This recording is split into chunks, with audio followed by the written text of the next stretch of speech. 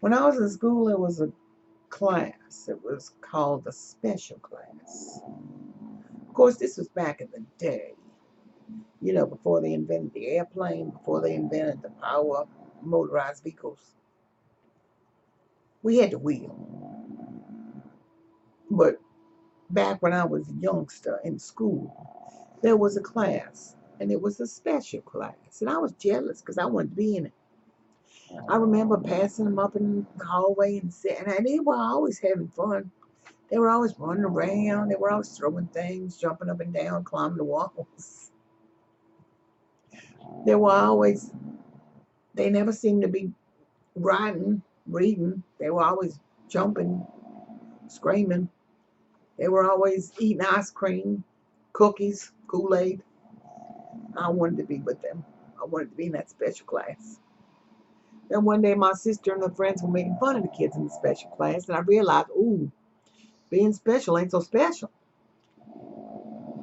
Some years later, I was told that my daughter was special, and the teacher wanted to talk to me about it. I said, oh, no. I thought she was smart. I thought she was gifted. I thought she was talented. I knew she was bright. Oh, I was upset. I was mad. These people at that school were crazy. And I went down there to that meeting and I was ready to rumble. Come to find out, they wanted me to send her to a gifted and talented school. A school, I forget what, I think they called it a magnet school, where they prepared her to go to college early, where they said she would probably graduate before she was 16 and that she would go to college and probably be have a degree before she was 20. It all sounded good. They also told me that she was gifted in the arts and that they would be able to help her in that respect as well. Problem is, it was 40 miles away, and I was already paying $1,500 a year, and this was going to cost me $200 more a month, and I really couldn't afford it.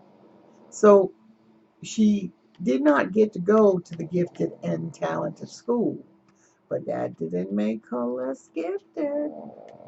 She was blessed with a lot of things. What brings me to the topic of my thought for the day. Are you special? Are you gifted? I think the label applies to everybody on the planet.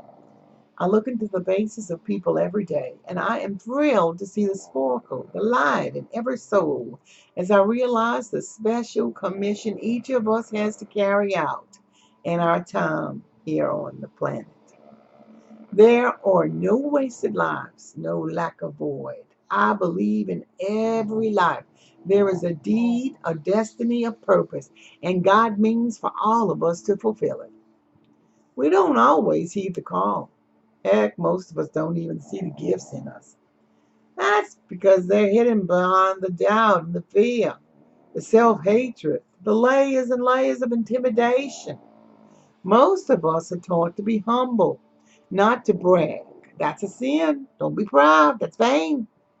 But I think there's a difference in being proud of ourselves and in when we have accomplished something to be have a sense of pride in that accomplishment and to have a sense of pride in what we are capable of doing and not going to the point of being prideful and arrogant and full of yourself and thinking I'm all that. That's when the sin comes in. When we think that we are better than everybody else. The truth is we are all special. And we all have a gift or a calling or something that makes us special. And we should not hide it or be afraid to feel the exceptional quality that it gives us.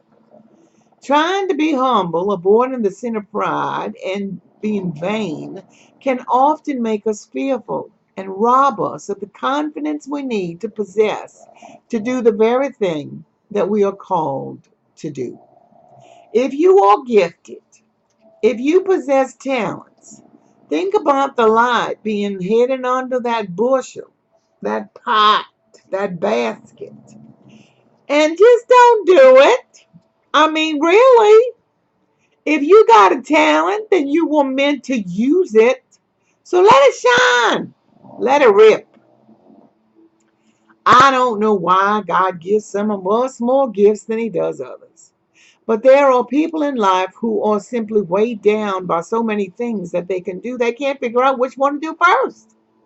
They can write, they can sing, they can act, they can write poems, they can dance, they can play the piano, they can play the guitar, they can play the cello. They're so creative they can literally turn nothing into something. A masterpiece.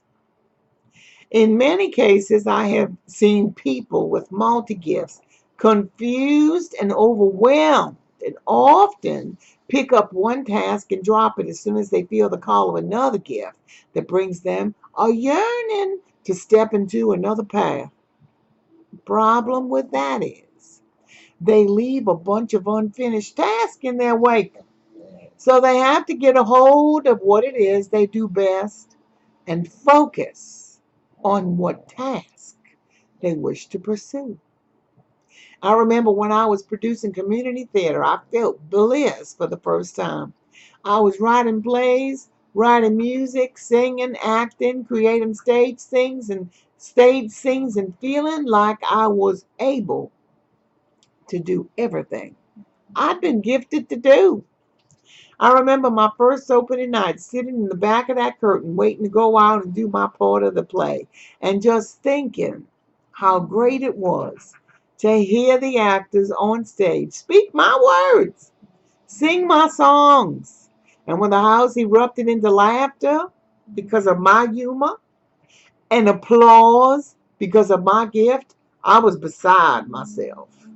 I was so grateful to have finally had the opportunity to do what I knew I had been called to do. And that was just the beginning. That was just the beginning. Because I got to tell you, it got better as I got older. Not many people get that chance to feel bliss. Because too many people in life look at themselves and wonder, what is my gift? What am I good at? What talent do I possibly possess? And they walk around life with a giant question mark over their heads and are often moved to envy when they see someone else working in their gift and wonder why in the world God never gave them the gift to sing, to write, to paint, to create, to do wonderful things.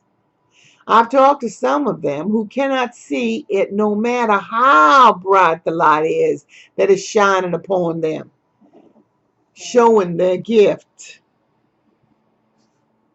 I've seen some people who are gifted with numbers, some people who are gifted with technical things, some people gifted in domestic goddess works, who can cook and clean and maintain house and keep order. And they think that's nothing. They think that's not important, but it is, believe me.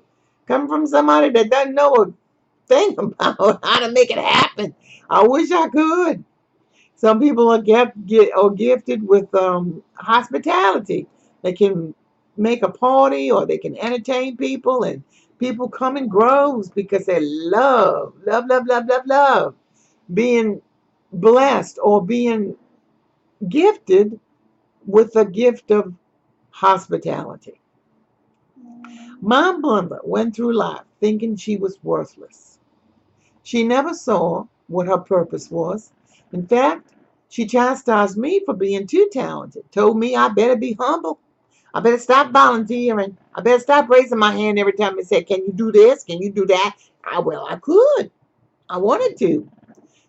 She said, you better stop. Pride goes before a fall, and a Holy Spirit before destruction. You're going to fall. You're going to be destroyed. I remember one day talking to her and hearing her say, I wish I was special. I wish I knew what made me special. That's what she said.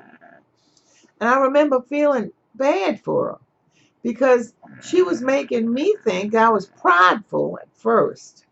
And then she turned it around and said she really needed to know what it was about me that made me so special and her so not special. She didn't get it. She didn't understand how one person could be blessed with so much and the other not have nothing at all. I really felt bad for her, and I wanted to help her see what she had that nobody else had. I told her she was generous, she was giving, she was kind. I told her that she didn't only give financially, but she gave of her time, and she just didn't see it. And then I pointed out that was a writer. She didn't write the way I write, but she wrote letters to people every day. She wrote letters to soldiers. She wrote letters to people in prison. She wrote every day. She gave them someone to depend on, someone to make them feel special. And I believe that she possessed sparkle and pizzazz and was able to do something that not very many people would even take the time to do. And she never realized the magnitude of the mark that she left on the planet. How many of us are searching for our place, looking for our destiny, and longing to feel the awesome sense that comes with the tag of fulfillment? I'm here to tell you that you don't have to look too far. Just open your eyes and start to pay attention to your life and begin to recognize what you encompass, what you do, how you bless others, when you are called upon, and where many sad souls come running to who? They come running to you for comfort. And they leave consoled with more peace than they came with. When you can realize the contribution your life makes to the planet and those around you, that's when you will finally realize what you are. And that is very, very special.